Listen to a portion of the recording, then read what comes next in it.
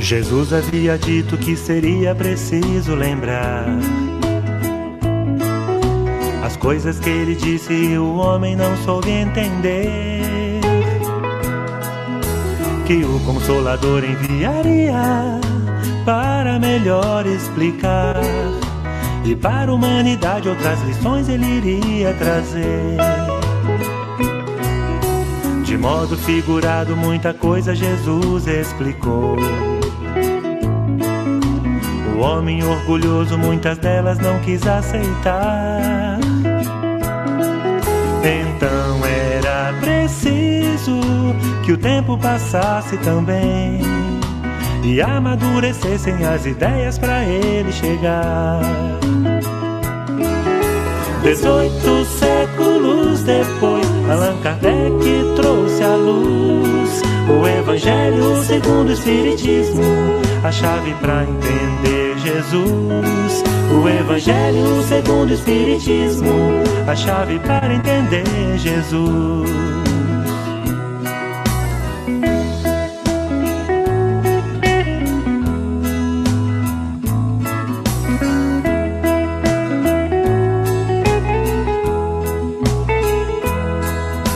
Que o Consolador enviaria para melhor explicar, e para a humanidade outras lições ele iria trazer.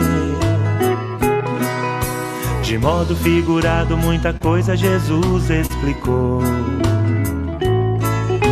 O homem orgulhoso muitas delas não quis aceitar. Então era preciso que o tempo passasse também e amadurecessem as ideias para ele chegar. 18 séculos depois, Allan Kardec trouxe à luz o Evangelho segundo o Espiritismo, a chave para entender Jesus. O Evangelho segundo o Espiritismo, a chave para entender Jesus. 18 séculos depois, Allan Kardec trouxe à luz o Evangelho segundo o Espiritismo, a chave para entender Jesus. O Evangelho segundo o Espiritismo, a chave para entender Jesus.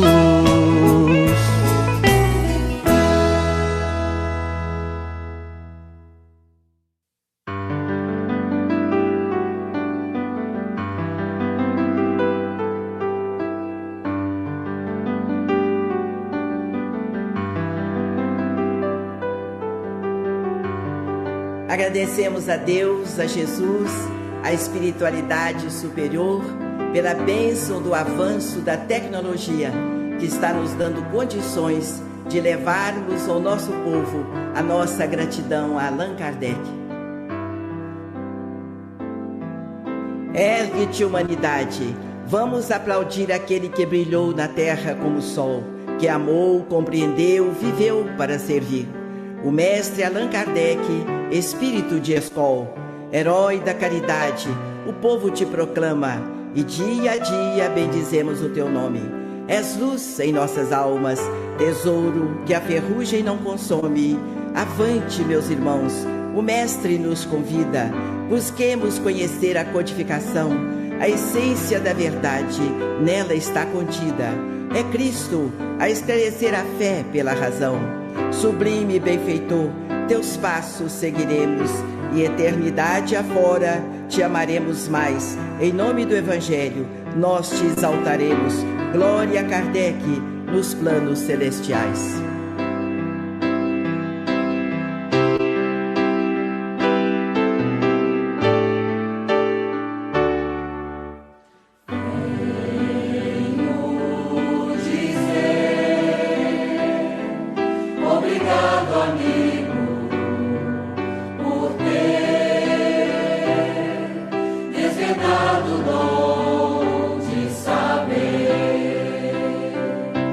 De onde vim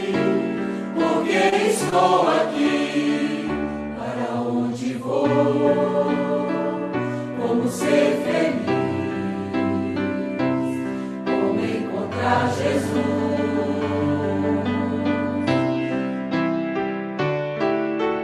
Com seu trabalho,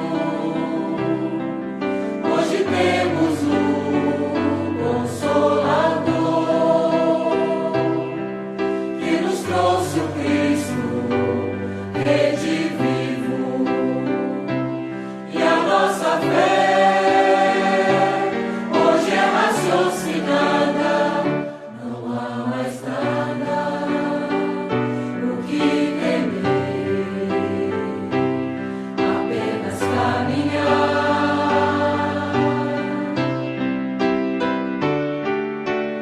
A sua luz vai brilhar na terra, porque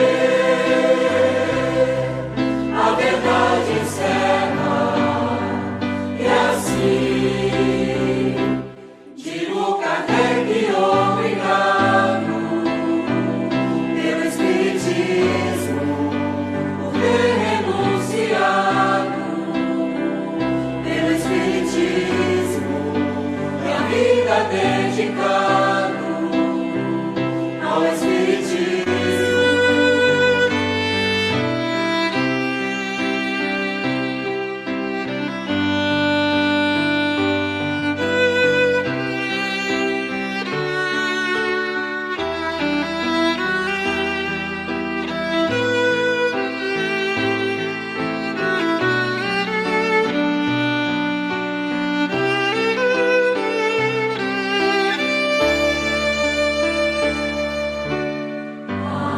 A sua luz vai brilhar na terra.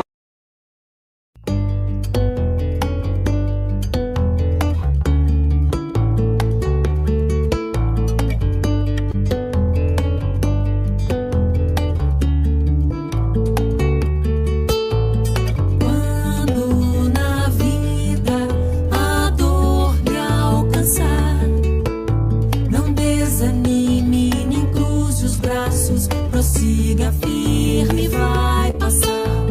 Se o sofrimento vier lhe acossar, não se revolte nem desespere, você tem tudo, vai passar.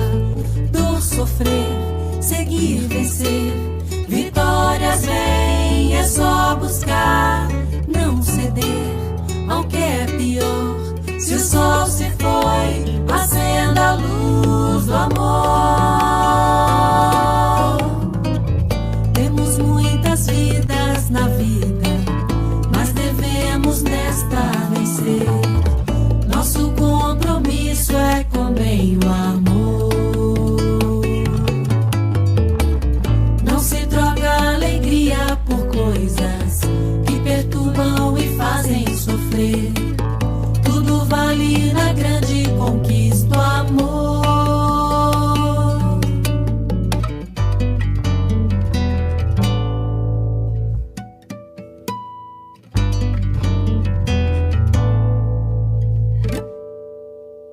Quando a tristeza tentar lhe atacar, a natureza em festa ensina, não fique triste, vai passar. Toda amargura ocupa lugar, felicidade e harmonia no coração deixa ficar. Dor, sofrer, seguir, vencer, vitórias vem, é só buscar, não ceder ao que é pior.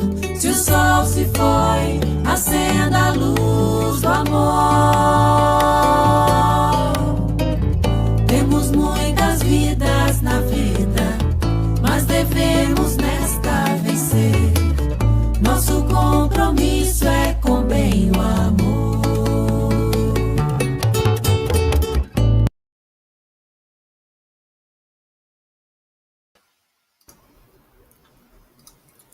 Boa noite, queridos amigos, queridos irmãos. Sejam todos muito bem-vindos ao Grupo Espírita Foco de Luz de Valinhos, nossas palestras públicas. O nosso amigo Márcio deve estar com algum problema na câmera dele. Ele está aqui com a gente. Olha ele aqui. Márcio, nosso amigo querido da casa, prata da casa. Boa noite. Todos da casa já o conhecem. E, mais uma vez, pessoal, seja bem-vindo. Essa palestra do nosso amigo Márcio faz parte do ciclo de palestras comemorativas de outubro, no mês de Kardec. Né? Nós tivemos, semana passada, o nosso amigo Lula, e hoje a gente tem o Márcio aqui com a gente. E, para que a gente possa passar a palavra para o Márcio, vamos fazer aquela prece. Antes de tudo, agradecendo a Jesus pelo amparo, pelo carinho, pelo suporte, a sustentação de todas as sextas-feiras. Querido amigo Jesus, nós agradecemos imensamente por todo esse amparo que o Senhor envolve a todos nós, todas as sextas-feiras. Muito obrigado, Senhor. Muito obrigado por facultar a nós a possibilidade da tecnologia que nos conecta a pessoas de locais tão distantes, tão diferentes, possibilitando a nós levar do seu amor, do seu carinho, das suas vibrações, aqueles corações mais longínquos e mais carentes desse amparo. Por isso, Senhor Jesus, nós pedimos a sua assistência mais uma vez, permitindo que o nosso trabalho transcorra em paz, envolvido no seu amor. Pedimos humildemente, Senhor, que os seus recursos espirituais elevados estejam à disposição do nosso amigo Márcio, que ele sinta essa inspiração, para que as suas palavras alcancem a necessidade de cada um de nós, sobretudo daqueles que estão passando por dificuldades, necessitando de consolo, de fé, de esperança, de alento. Nesse sentido, Senhor, nós pedimos humildemente que nos abençoe nesse trabalho de hoje. Graças a Deus. Graças a Bom, Deus. meus amigos, vou deixar vocês na companhia do nosso amigo Márcio e eu volto no finalzinho para a gente fazer aquelas vibrações e a prece final. Márcio, boa palestra para você, querido. Obrigado, Ricardo. Muito boa noite a todos mais uma vez e sintam-se abraçados, viu? A gente está com muita saudade de abraçar a todos, daquele encontro às sextas-feiras, de poder olhar cada um de pertinho, né? Mas sintam-se abraçados de verdade, que o nosso carinho possa se encontrar através aí da internet e a gente possa sentir esse amor que um tem pelo outro, dos amigos distantes. Estava aqui vendo as pessoas que já estão nos assistindo, aos amigos particulares que estão nos assistindo, mandando mensagens. E sintam-se abraçados. É minha gratidão pela amizade de cada um, de verdade. Nesta noite, irmãos, estamos aí com o nosso ciclo de palestras, nossa semana do Allan Kardec, nosso querido codificador. Hoje nós vamos falar sobre o Evangelho segundo o Espiritismo. E vamos começar uma viagem no tempo. Vamos relembrar onde tudo isso começou. Tá bom? Vai ser uma viagem rápida, não vai demorar muito. Jesus, em sua última reunião com os seus apóstolos, ali durante aquela ceia, a chamada última ceia, foi conversando com os seus discípulos. E claro, havia um tom mais sério, talvez uma certa tristeza, um suspense no ar.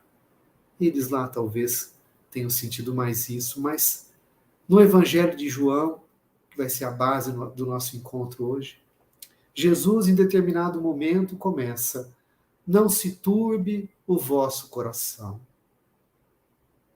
Imaginemos aquela ceia, aquela reunião.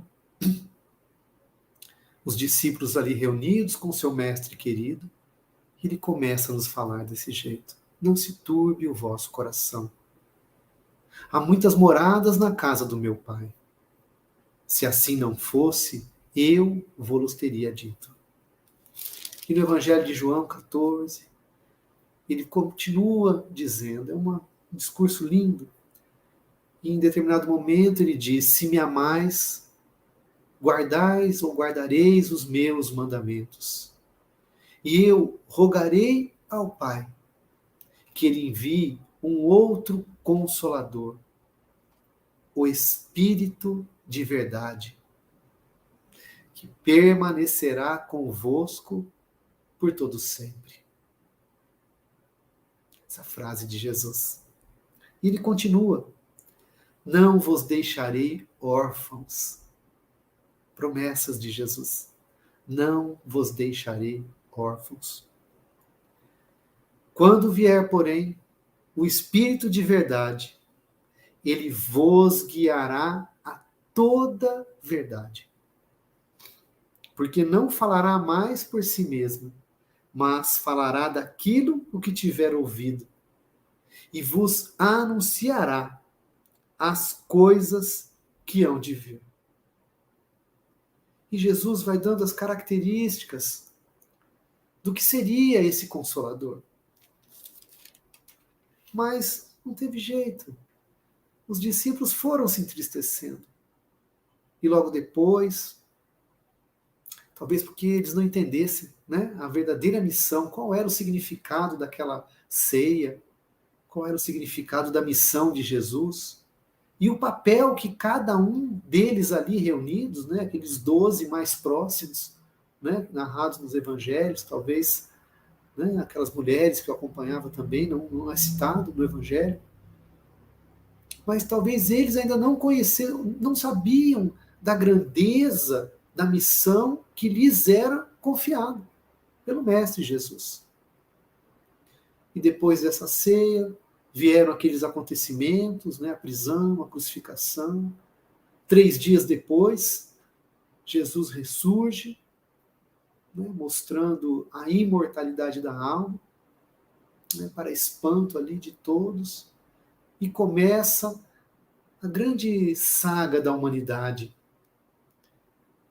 A humanidade havia mudado de patamar, havia alcançado agora novas diretrizes através ali daqueles 3 anos de vida pública, vamos chamar assim, de Jesus, que são narrados nos evangelhos. E durante 18 séculos, Jesus, de tempos em tempos, foi enviando, né, os seus espíritos ali, talvez mais próximos, ou mais engajados no trabalho de amor, de divulgação da Boa Nova, do cristianismo. Entre tantos, né, poderemos citar aqui Francisco de Assis, né? No dia 3 comemoramos Allan Kardec, no dia 4 o Poverello, Francisco de Assis. E tantos outros, Santo Agostinho, próprio Emmanuel, em suas reencarnações, também na alta cúpula da igreja. E tantos espíritos de tempos em tempos vinham relembrando a humanidade o caminho da humildade, o caminho da busca interior, como Paulo disse, né?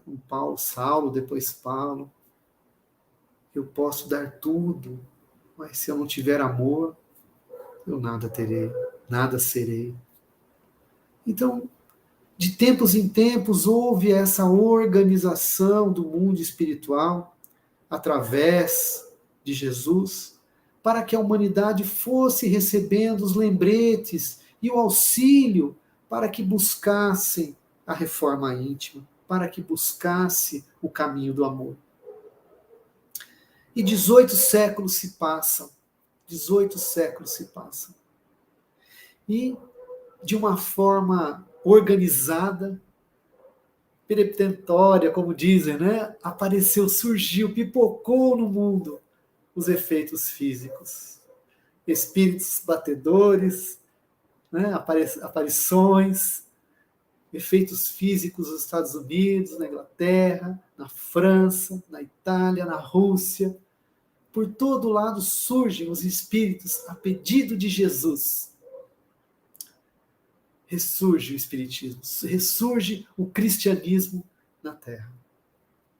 O escolhido, né, não por privilégios, não, mas por capacidade, por merecimento. Um professor, um ilustre professor, competente, um cientista, Hippolyte Léon Denisard Rivail, ou Allan Kardec. Aquele que recebeu a missão de estruturar o Espiritismo, de trazer a boa nova. Essa era a missão de Allan Kardec. Então havia chegado a hora da luz se derramar por toda a Terra. Não havia mais como esconder. Não se põe a candeia debaixo do alqueire. É impossível esconder uma cidade iluminada. Não tem como. Era chegada a hora. E a humanidade estava pronta, então. Poderíamos dar o passo, receber um alimento mais sólido. Nosso espírito estava preparado para Jesus, de verdade. Poderíamos, então, avançar um pouco mais. Durante a formatação, né, a organização da doutrina espírita, como vimos semana passada, com o nosso querido Luiz de Góes, a base estava lançada. A base da codificação, o Livro dos Espíritos, com suas 1019 perguntas. Começou com 500 e poucas, se não me engano, e depois foi revisada, 1019 perguntas. E é incrível que durante esse mês vocês vão vendo, talvez, a organização da doutrina espírita. Que a codificação não veio assim de forma aleatória, foi obra do acaso, nada disso. Nós vamos vendo, estudando, e vamos vendo aqui as nuances da codificação. E vamos percebendo que tudo foi preparado para que pudéssemos alcançar e extrair o máximo desses estudos, desse material, para podermos evoluir, para podermos crescer. E durante o primeiro livro, o Livro dos Espíritos. E durante a estruturação, a estrutura desses livros, do Livro dos Espíritos, vou chamar aqui do livro terceiro, né? Quando os espíritos superiores estavam ali, vamos chamar assim, explicando, trazendo as leis morais a Allan Kardec. Pergunta e resposta, pergunta e resposta. Allan Kardec pergunta, existe uma lei? Qual é a única lei? Ou a lei eterna? Ou a lei total? Ou a lei natural? Qual aquela lei? Né? Que é aquela lei soberana, eterna. Os espíritos respondem, a lei natural. Essa é a lei. E Kardec pergunta, mas onde está essa lei? Onde está essa lei? Se a humanidade está aqui precisando dessa lei, onde está essa lei? Para que pudéssemos conhecê-la, essa lei. Porque no iluminismo havia essa afirmação, Darwin, sobre a lei natural, evolucionismo, toda aquela revolução, né? Aquela revolução que estava havendo, aquela revolução cultural, intelectual do século XIX, XVIII, XIX e XX. E Kardec, os espíritos respondem a Kardec, a lei está escrita na consciência dos homens. Bom, se a lei está em nossa consciência, então, o que tem de novo nisso? O que os espíritos estão aí aparecendo aqui e ali, só para falar que a lei está na nossa consciência? Basta então a gente lembrar, não é isso? Por que a gente não lembra dessa lei, não aplica essa lei? E Kardec fez essa pergunta. E os espíritos respondem que os homens haviam esquecido. haviam esquecido, menosprezado. E agora era chegada a hora. Deus queria que fôssemos relembrados dessa lei. E na aplicação dela, que fôssemos auxiliados a relembrar essa lei e aplicar. E durante essas perguntas do Livro dos Espíritos, onde vai tratar das leis morais, eles perguntam, na pergunta 625, Kardec pergunta: e qual o tipo mais perfeito, o modelo que deve servir à humanidade? Qual o tipo mais perfeito para a humanidade? E os Espíritos são unânimes e bem singular: Jesus. Jesus é o modelo. Jesus é o nosso modelo. Tanto que, durante aquela ceia, como está narrado em João, Jesus coloca: eu sou o caminho, a verdade e a vida. Ninguém vai ao Pai senão por mim. E se vocês tiverem a curiosidade de lerem João 14, 15, 16, vocês vão ficar espantados com tantas coincidências entre aquilo que Jesus disse ali naquela última ceia e toda a estrutura e o aparecimento da doutrina espírita.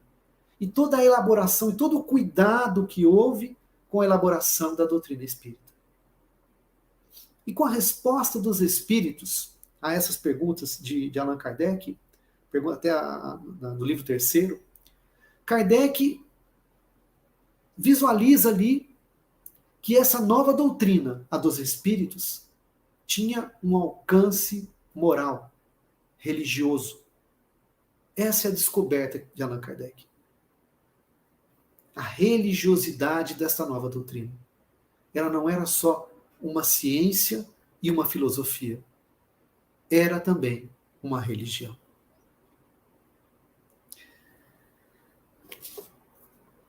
Em 1863, só havia sido lançado o Livro dos Espíritos.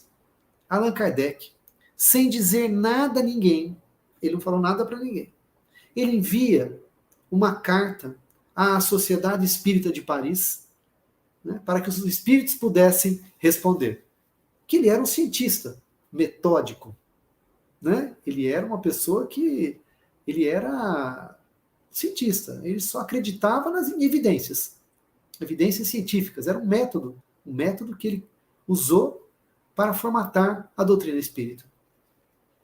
E Kardec pergunta assim, isso está narrado em Obras Póstumas, é uma carta, está quase lá no final, em 1863. E Kardec pergunta assim, que pensais da nova obra em que atualmente trabalho? Isso é que confiança, né? Fala, pense um pouquinho. Né? Essa relação de respeito e confiança. E de fé. Kardec tinha muita fé. Escreveu uma carta sobre uma obra que ele estava escrevendo sem contar nada para ninguém. Ele não contou nada para ninguém. E olha a resposta dos espíritos. Este livro de doutrina terá influência considerável. Tu atacas as questões, e não somente o mundo religioso. Encontrará nele as máximas que lhe são necessárias. Está falando do mundo religioso. Mas a vida prática das nações. Opa! Vida prática das nações. Obterá excelentes instruções. Vinha ao mundo, meus irmãos, o Consolador prometido. Ou parte dele, né? Mas vinha aquela parte da religião, o religare, surgia então. E no prefácio dessa obra, que veio a lume em 1864, alguns meses depois, em 63, ele escreveu essa carta, já estava trabalhando no Evangelho segundo o Espiritismo, e em 1864 veio a lume, então, o Evangelho segundo o Espiritismo. Primeiro com outro nome, Imitação do Evangelho. E depois, atendendo a pedidos lá do editor, das pessoas próximas, ele alterou o nome.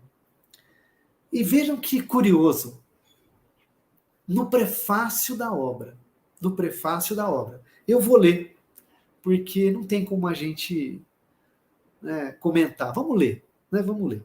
Prefácio do Evangelho segundo o Espiritismo. Os Espíritos do Senhor, que são as virtudes do céu, qual imenso exército que se movimenta ao receber as ordens de seu comando. Espalham-se por toda a superfície da terra. Semelhantes a estrelas cadentes, vêm iluminar os caminhos e abrir os olhos aos cegos. Eu vos digo em verdade que são chegados os tempos em que todas as coisas hão de ser restabelecidas no seu verdadeiro sentido, para dissipar as trevas, confundir os orgulhosos e glorificar os justos. As grandes vozes do céu ressoam como sons de trombetas, e os cânticos dos anjos se lhes associam. Nós vos convidamos, a vós homens, para o divino concerto. Tomai a lira, fazei uníssonas vossas vozes, e que no hino sagrado eles se estendam e repercutam de um extremo ao outro do universo. Homens, irmãos a quem amamos, aqui estamos junto de vós. Essa parte é linda. Homens, irmãos a quem amamos, estamos aqui junto de vós. Amai-vos também uns aos outros e dizei do fundo do vosso coração, fazendo as vontades do Pai que está no céu. Senhor, Senhor, e podereis entrar no reino dos céus. O Espírito de verdade. Aquela promessa de Jesus, aquela promessa falada lá 1800 anos atrás, naquela noite, naquela véspera daquela ceia, para aquelas poucas pessoas. Não vos deixarei sós, enviarei um outro Consolador. E a terra foi rodando, e fomos vendo em todas as lutas, as religiões, os embates, e o crescimento moral e intelectual da humanidade. Mas nós vemos que Jesus cumpriu a sua missão. Enviou o Espírito de verdade. É muito linda essa parte. É muito lindo. E um pouquinho da organização da obra do Evangelho segundo o Espiritismo. Allan Kardec, ele não... Isso, assim, não sou eu que estou falando. A gente pesquisou vários estudiosos, né, mesmo da Federação Espírita do Brasil, da FEB, várias pessoas que estudam o Evangelho, da organização de Allan Kardec para essa obra. Então, ele foi de forma metódica, pedagógica, ele era um professor, ele tinha a capacidade dele, ele tinha criado um método pedagógico, ele não tinha 20 anos, um método pedagógico de ensino para o governo francês, para a educação na França. Imagine a capacidade desse ser. Não estou aqui endeusando Allan Kardec, nada disso. É falando do esforço dele para poder chegar nesse patamar. Porque não se chega assim de um dia para o outro. Há que se ter muitas lutas, muito esforço, muito suor, muita lágrima. Né? E Allan Kardec foi escolhido e trouxe essa organização. E ele organizou as máximas, né, a composição do Evangelho, não de acordo com a ordem cronológica dos fatos. Nascimento de Jesus, a sua vida, os milagres, né, Atos dos Apóstolos, as epístolas, não. Ele não colocou o Evangelho dessa forma. Né? Ele colocou o Evangelho de uma forma que pudesse aumentar a nossa capacidade de compreensão das máximas de Jesus. Ele organizou claro, com o auxílio da espiritualidade. Né? O espírito de verdade, era espírito de verdade quem estava ali, né, editoriando, vamos chamar assim, a doutrina espírita. Vocês pensam que é pouca coisa? Não é não. Não é não. Era o espírito de verdade que estava ali. O revisor, o editor, né? Era quem estava dando assistência a Allan Kardec. Allan Kardec não tinha mediunidade. Ele não era médium. Não era médium. Ele era um cientista. Ele era um cientista. Bem, então ele organizou a obra de uma forma que pudéssemos alcançar o máximo de compreensão da doutrina espírita. Diferente, para que todos já leram o Evangelho, né? O Novo Testamento, né? Os 4 evangelistas, existe mais ou menos, né? Uma cronologia dos fatos, né? Do nascimento, ou da juventude, dos primeiros milagres. Então, mas Kardec não seguiu essa ordem. Não foi essa ordem que ele seguiu. Então, o que ele queria? Ele queria que essa obra fosse a chave para a compreensão, que nos ajudasse a compreender o cristianismo, o que é ser cristão, o que é amar. Como poderíamos alcançar esse estado de amor pleno? Era isso que Allan Kardec queria. Né? Então, do 1º ao 4º capítulo, 4 capítulos, não vim destruir a lei, meu reino não é deste mundo, há muitas moradas na casa do meu Pai, e ninguém pode ver o reino de Deus se não nascer de novo. Esses 4 capítulos vêm trazer a base do cristianismo, vamos supor, da imortalidade da alma. Através das máximas de Jesus, das suas conversas, não vim destruir a lei, meu reino não é deste mundo. Há muitas moradas na casa do meu Pai, como ele falou para os discípulos, está lá, em João 14, 15. Há muitas moradas na casa do meu Pai. O que ele quis dizer com isso, meus irmãos? O que ele quis dizer com isso? Mas parece que a humanidade ainda não estava preparada para compreender. E aqueles que compreendiam, sabiam dessas verdades da imortalidade da alma, não encontravam eco ali entre seus pares. Mas comunidades foram formando, espíritos foram transmitindo esse conhecimento aqui e ali. Isso nunca morreu. Isso nunca morreu. Mas a humanidade foi amadurecendo de forma lenta e gradual. Hoje, eu não tenho nenhuma estatística, né, de quantas pessoas, se você perguntar, acredita na imortalidade da alma? Sim, acredito.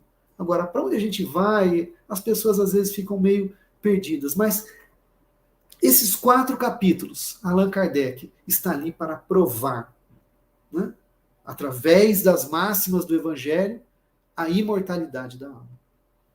Ponto. Se a reencarnação, nos seus diversos concílios, ajustes, acertos que houve no Evangelho, né, pela Igreja, que houve os concílios de Nicéia, todas as mudanças que houve, essa questão da reencarnação provavelmente foi retirada. Foi retirada.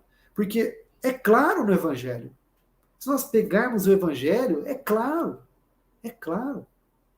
A lógica nos leva a compreender que somos espíritos imortais. Mas essa é a base que Kardec coloca no Evangelho segundo o Espiritismo. Os 4 primeiros capítulos. Vamos voltar lá para o Livro dos Espíritos agora. Na pergunta 170 de O Livro dos Espíritos, Allan Kardec pergunta para os espíritos: em que se transforma o espírito depois de sua última encarnação? Em que se transforma o espírito? Os espíritos respondem: espírito bem-aventurado. É um espírito feliz. Espírito bem-aventurado, bem-aventurado. Parece que a gente já ouviu alguma coisa disso, né? Não é? Sermão do Monte. As bem-aventuranças. Kardec, então, entende para se tornar um espírito bem-aventurado e feliz, as bem-aventuranças. E do capítulo 5 até o capítulo 10 do Evangelho segundo o Espiritismo, ele vai tratar única e exclusivamente sobre as bem-aventuranças. Aí ele começa, bem-aventurados os aflitos. Vai nos explicar a causa e efeito, a lei de causa e efeito, nos mais diversos modos, nos mais diversos casos que a gente poderia citar. Fiz isso, aconteceu isso, se eu sofro disso, o que poderia ser? Ele vai trazer ali um pouquinho da lei de causa e efeito. Né? O Cristo Consolador, capítulo 6, o Cristo, é um capítulo assim que a gente chora, lendo aquelas palavras. Bem-aventurados os pobres de espírito, bem-aventurados os puros de coração, bem-aventurados os mansos e pacíficos, bem-aventurados os misericordiosos. A bem-aventurança do Sermão do Monte, quantos livros mediúnicos já existem sobre a beleza desse sermão, a beleza desse sermão quase que praticamente profético, dizendo qual era o caminho da humanidade. Quando Jesus ali foi falando esse sermão, aquele Sermão do Monte, durante o seu apostolado, tem até um livro que é vou lembrar já, onde existem os bastidores, né, que Humberto de Campos conta um pouquinho dos bastidores espirituais daquele sermão, para quem que ele estava falando, e qual foram as razões de ele poder falar aquilo. É muito lindo, é Boa Nova. O livro Boa Nova, ali, Humberto de Campos, através do nosso querido Chico, vai trazendo ali um pouquinho uma história, um enredo, os bastidores do que foi o Sermão do Monte. Imagina aquelas pessoas ali ouvindo, bem-aventurados que sofrem. A maioria ali, nós fomos buscar na história quem eram aquelas pessoas que viviam ali, né, acompanhavam Jesus, iam ouvir o estado, né, de miséria, de pobreza, de ignorância que existia ali. Né, um povo oprimido. Né, existia lá a classe dominante, os políticos da classe dominante, os religiosos que haviam desvirtuado o papel da religião. E Jesus, com esse discurso, ele veio restaurar qual era o papel da religião. Qual era o papel da religião? Então, era um discurso profético porque ele estava profetizando o caminho da humanidade. Era o caminho que a humanidade iria alcançar um dia. Quantos séculos iríamos demorar? 18 séculos para que esse discurso da bem-aventurança pudesse ser traduzido em palavras assim, tão próximas, para que pudéssemos sentir o que é bem-aventurados os pobres de espírito, o que é essa pobreza de espírito, o que é ser puro de coração. Meus irmãos, é muito lindo esse discurso. Então, Allan Kardec, na formatação de um livro do Evangelho segundo o Espiritismo, traz essa premissa, que o Sermão do Monte é o caminho pelo qual todos nós, enquanto humanidade, iremos passar. Esse é o nosso caminho. Lembra que ele falou? Eu sou o caminho, a verdade e a vida. Teve alguém mais pobre de espírito que Jesus? Mais puro de coração? Mais manso, mais pacífico? Mais misericordioso? Que nos ensinou o amor sem qualquer reivindicação? Então, Jesus, o modelo, ele viveu isso. Ele viveu isso. Então, Kardec perguntou lá para os espíritos, pergunta 625, qual o modelo mais perfeito? Jesus. Então, o Sermão do Monte é o nosso caminho. É o nosso caminho. E aos poucos nós vamos aí avançando, passando, percorrendo esse discurso de Jesus, experimentando no nosso dia a dia, né? Muitas vezes através dos nossos dissabores, das nossas tristezas. Claro, né? O nosso ego, o nosso orgulho, o nosso egoísmo, vão aí lutando com esse discurso de Jesus, né? Para que possamos viver de fato a bem-aventurança. Então, dos 5 ao 10, ele coloca o roteiro, aquilo que era o que nós iríamos viver. Do capítulo 11 ao 17, ele vai fazer... Bom, olha que engraçado, né? É como se ele coloca, né? Olha, vocês são espíritos imortais, o modelo é esse, e agora vem o caderno de exercícios. Né? Vamos passar pela prova, mas antes vamos começar o nosso caderno de exercícios. Então, do 11 ao 12, do 11 ao 17, ele vai colocar os exercícios individuais que cada um deveria percorrer para alcançar a bem-aventurança. Cada capítulo. Aí depois vocês vão lá, vão buscar. É o trabalho individual. É um trabalho individual. Né? O primeiro capítulo, amar ao próximo como a si mesmo. No 12, ele já, assim, amor aos inimigos. Meu Deus. Meu Deus. Aí vem o 13, o 14, o 15. Fora da caridade não há salvação. Ou fora do amor não há salvação. E que salvação é essa? Que salvação é essa? Então vem trazer esse caminho para nós. A caridade como lei de salvação. Né? A escolha depois, não se pode servir a Deus e a Mamon. Em todas as concepções de quem é esse Mamon. Poderíamos falar, vamos servir a lei natural ou ao nosso interesse? A esse senhor egoísta, né? Esse senhor dos nossos princípios, como diz meu amigo Lula, os princípios egóicos, a manifestação dos nossos princípios egóicos. Então, esse Mamon, tem gente que fala, vai servir a Deus e o dinheiro. Não sejamos tão simplistas assim. Vamos servir ao nosso egoísmo. Quando fala fora da caridade não há salvação, onde vamos sair de nós mesmos e vamos ao encontro do outro para ajudá-lo.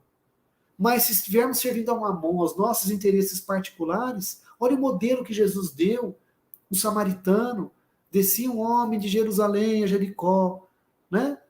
Todos têm nome, todos os personagens têm nome. O doutor da lei, o homem que viajava, que era o viajante, que era o samaritano, tinha o doutor da lei, tinha o levita, né? Tinha o levita, tinha o samaritano e tinha o homem caído. O homem caído não tem nome. A gente não sabe quem ele é. Se ele tinha dinheiro, se não tinha, a gente não sabe quem é. Era um anônimo. Era um anônimo. Então, fora da caridade não há salvação. O doutor da lei serviu aquilo que ele achava que era correto. Não posso, agora tem que ir para o templo. O levita também. Mas o samaritano que estava viajando, que era considerado um homem de má vida, isso tem uma significação tão grande essa palavra, tão grande esse atributo, porque Jesus colocou um samaritano. Quem são os samaritanos? Somos nós. Nós somos esses samaritanos, ainda somos luz e sombra, ainda temos bondade no coração, mas muitas vezes estamos com raiva, estamos com inveja, deixamos que o nosso orgulho, o nosso egoísmo nos guie. Mas ao mesmo tempo, do nada, nosso coração floresce um amor, somos capazes ali de ficar nu e ajudar quem está ao nosso lado. Nós somos esse samaritano. Ainda estamos lutando com os nossos princípios egoístas, como diz o Lula. Nós estamos lutando com esses princípios através desses exercícios do capítulo 11 ao 17. E por final do 17, sede perfeitos. Sede perfeitos. Os atributos da perfeição. Tão lindo isso, meus irmãos. Então, olha que organização maravilhosa tivemos nessas primeiras 3 partes do Evangelho segundo o Espiritismo. E depois vamos colocar de quarta parte, vamos chamar assim, de quarta parte, né? Que seria do capítulo 18 ao 26. Vamos colocar assim todos, capítulo 18 ao 26. Né? Muitos chamados, poucos escolhidos, né? A fé que transporta a montanha, Os trabalhadores. Ele não falou o trabalhador. Os trabalhadores da última hora. Falsos cristos e falsos profetas. Ele está falando. Lembra, vou voltar aqui um pouquinho. Lembra que naquela pergunta que Allan Kardec faz à Sociedade Espírita de Paris, e os espíritos perguntam que seria um guia e modelo para as coletividades, para as nações e coletividades? Pois é. Do 18 ao 26 é o processo de redenção coletiva da humanidade. Como é que a humanidade vai se organizar para poder se superar? Um exemplo muito simples, sem dar nome para ninguém, sem falar quem está certo e quem está errado. Se fôssemos um mundo já onde o amor já estivesse acima de tudo, como é que passaríamos por uma pandemia como essa? Como é que passaríamos? Será que nós precisaríamos de alguém nos dar diretrizes sobre o que fazer, o que deixar de fazer? Não. A nossa própria consciência já iria nos guiar. Nos guiar. E o egoísmo não faria parte das nossas ações. Como é que as nações iriam se ajudar? Como é que os governantes iriam, talvez, organizar, né? Porque os governantes estão aí para organizar e dar direção no sentido organizacional da comunidade. Muito diferente.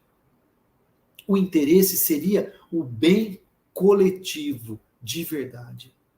E não o interesse próprio de cada um, em detrimento desse interesse ou daquele interesse.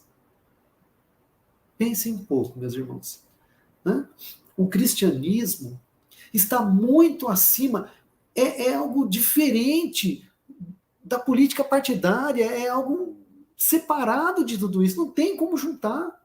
Não tem como juntar. Não tem. O cristianismo é algo novo, que veio para encher o nosso cálice com algo novo. Viemos receber o novo, a boa nova de Jesus. Como é que a gente pode misturar tudo isso aqui? Bem-aventurados os pobres de espírito, bem-aventurados os puros de coração, bem-aventurados os mansos e pacíficos, os misericordiosos, fora da caridade na salvação. Não tem como misturar com a vida material, no sentido de que a gente vai colocar os interesses materiais acima do bem espiritual, que são o quê? Os nossos sentimentos. O Evangelho vem fazer isso conosco. Vem fazer isso. Localizar em nós o nosso estado emocional. Vem localizar em nós. Nos colocar de frente para o nosso egoísmo, para o nosso orgulho, para a nossa vaidade, para que possamos ter a coragem necessária de reconhecer o estágio em que estamos e buscar melhorar, buscar a melhora. A gente precisa da melhora individual, que é o nosso esforço, a nossa vontade, e a melhora coletiva. Não seremos felizes sozinhos. Não tem como ser feliz sozinho. Emmanuel nos coloca que fazemos parte de uma grande corrente, onde vamos com a mão à frente, sendo puxado por alguém à nossa frente, um espírito já de luz, ou alguém com um pouco mais de sabedoria do que a gente. E, ao mesmo tempo, temos a obrigação de estender a nossa mão atrás e puxar aquela pessoa que está imediatamente atrás de nós. O próximo. O próximo. Talvez Jesus tenha falado, né, na parábola do bom samaritano, do próximo, para que a gente não desse a desculpa de, está muito distante. Não, é o próximo. É o próximo. É o próximo. Então, não tem, o cristão deveria estar acima dessas disputas. Não é que a gente tem que se alienar, não é isso. A gente tem que colocar a nossa vontade, o nosso coração e ampliar o nosso ponto de vista e olhar tudo à nossa volta do ponto de vista espiritual. Espiritual. A humanidade ainda está aqui se degradando, sombra e luz, assim como nós também somos assim. Vamos focar na luz, meus amigos. É ali, naquilo de bom que podemos fazer.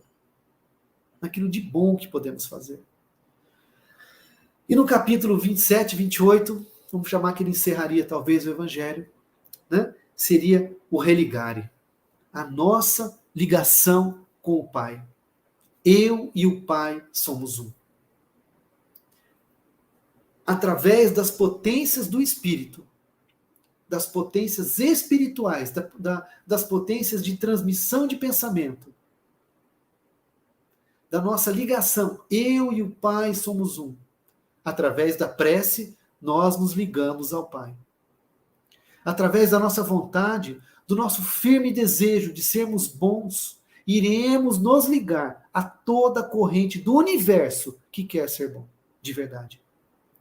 Mas é um alerta também, porque a partir dos nossos deslizes, quando deixamos os nossos princípios egoístas, de orgulho, de vaidade, da nossa soberba, também nos associamos a essas forças e potencializamos. Somos médiums dessas forças. Esse é o nosso pequeno papel. Com qual força, com qual lado iremos nos associar? Né? Parecia, como é que é? Darth Vader, venha para o lado negro, né? Brincando um pouquinho com vocês. Mas é verdade. Então, no capítulo 28, através da prece, ele vai dizendo lá os modelos de prece, todas as preces que poderíamos fazer. Então, através da prece, do pensamento, nos ligamos. É a potência do Espírito. E a gente começa a ver, né? Se a gente... tudo bem, a gente olha agora, a gente vê, parece que a Terra está assim, sem direção. Mas não é verdade. Existe uma direção. Mas Deus nos ama tanto, mas tanto, que Ele nos deu o livre-arbítrio. Mas o nosso livre-arbítrio também é limitado. É limitado. Né? Hora vai chegar um ponto que Deus falou, não, meu filho, até aqui você vai, daqui para frente agora você vai evoluir. Você vai evoluir. Né? Então o nosso livre-arbítrio, realmente, nós temos livre-arbítrio, mas ele é limitado. Ele é limitado. Existe um limite, porque as leis morais, somos regidos pelas leis, lei de progresso, lei de evolução, lei de destruição, quantas leis do trabalho, lei de amor, lei de justiça, de amor e de caridade. Quantas leis somos regidos? Então, o nosso livre-arbítrio também é limitado. E a gente vê aqui nesses 1.800 anos depois, aliás, 2.000 anos depois, agora, o Evangelho, 157, 158 anos do seu lançamento. Se a gente olhar, é uma doutrina nova. A doutrina cristã, 21 séculos já.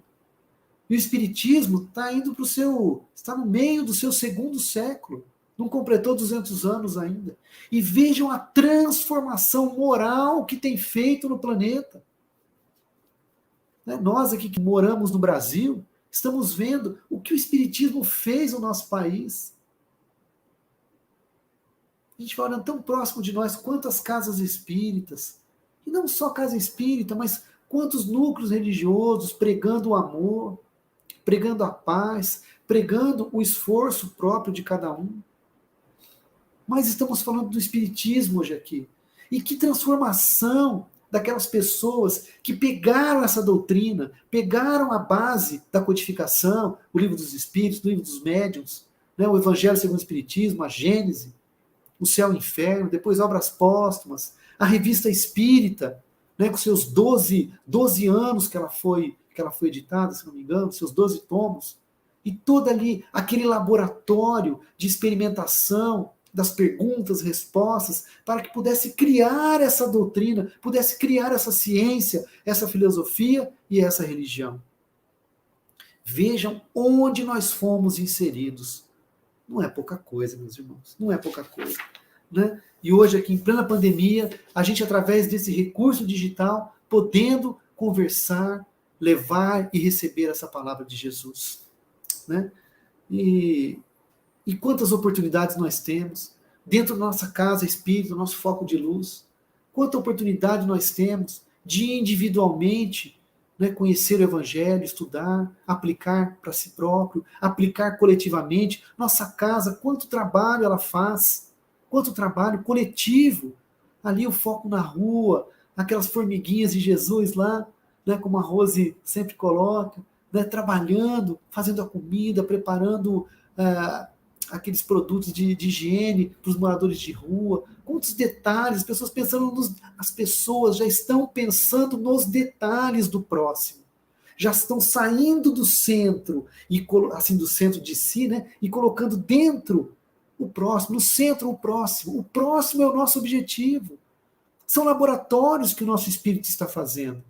Então pense, quando a gente vai na casa espírita, a gente olha as pessoas, boa noite, irmão querido, eu aqui tão bonitinho, né, falando amorosamente, mas de vez em quando a gente dá umas rateadas também, normal.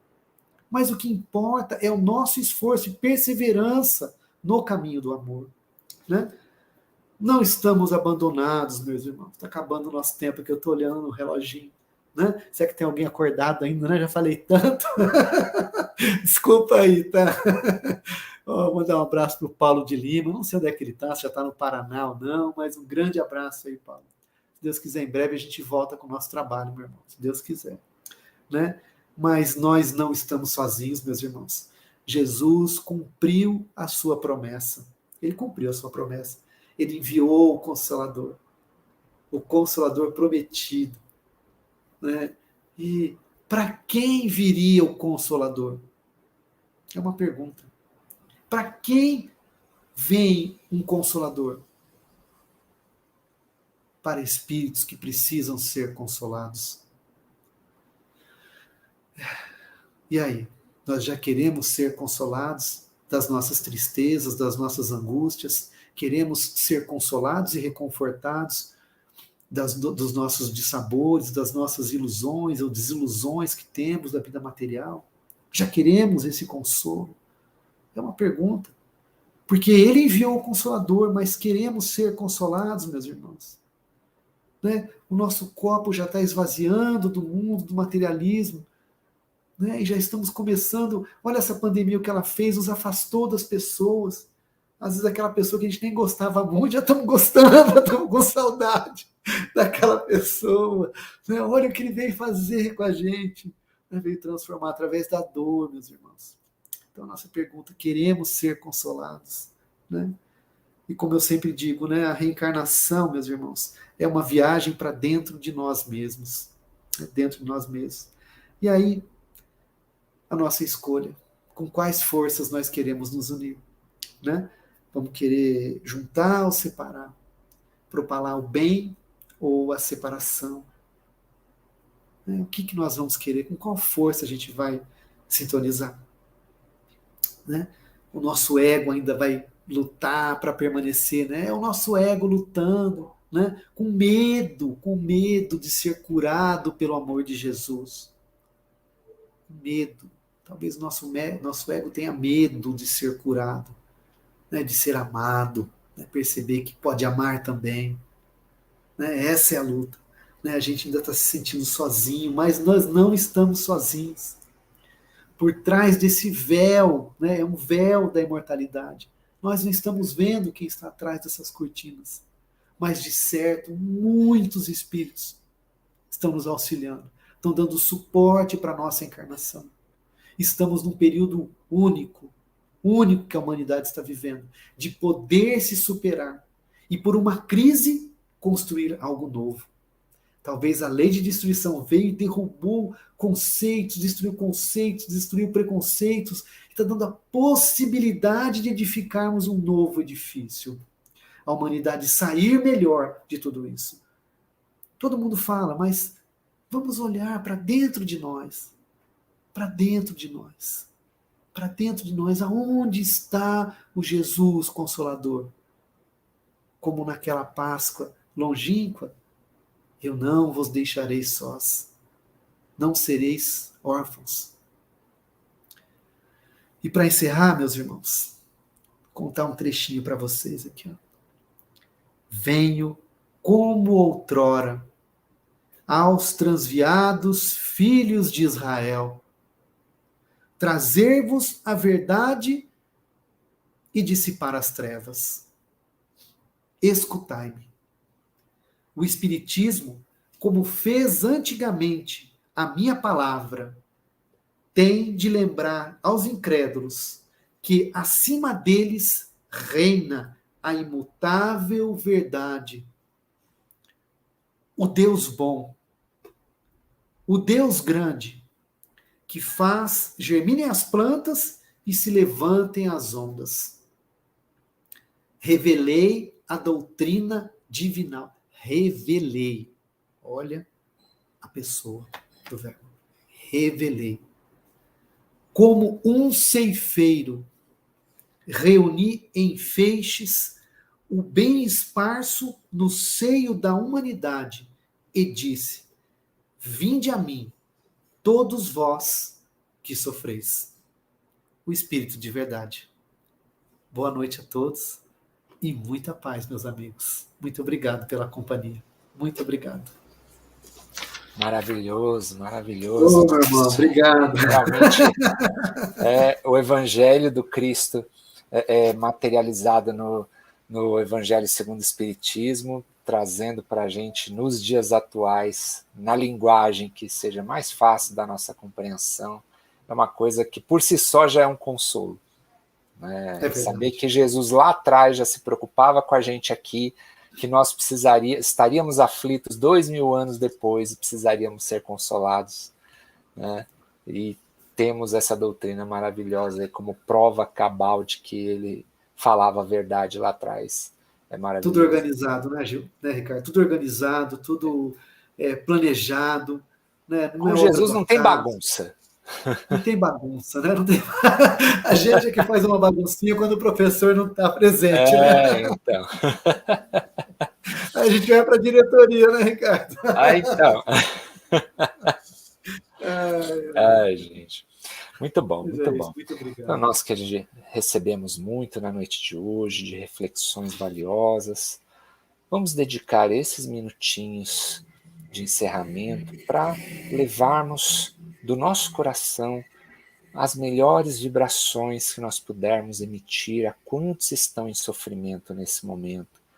E mentalizemos aquelas pessoas aflitas, sofrendo dores físicas, dores morais, que nós possamos abraçar esses irmãos com carinho, desejando ardentemente que o coração delas sinta o amor de Jesus. Que as dores físicas, quanto possível, sejam aliviadas. Que não falte a esses irmãos a fé, a esperança de que todas as dores um dia tenham fim. Vibremos por quantos têm a responsabilidade de aliviar a dor alheia. Que esses irmãos estejam sempre fortalecidos na fé, na boa vontade. Vibremos para quantos estão passando por dificuldades financeiras, sobretudo por conta da Covid. Que nunca falte mãos generosas a ofertar o suporte necessário e possível para esses irmãos também.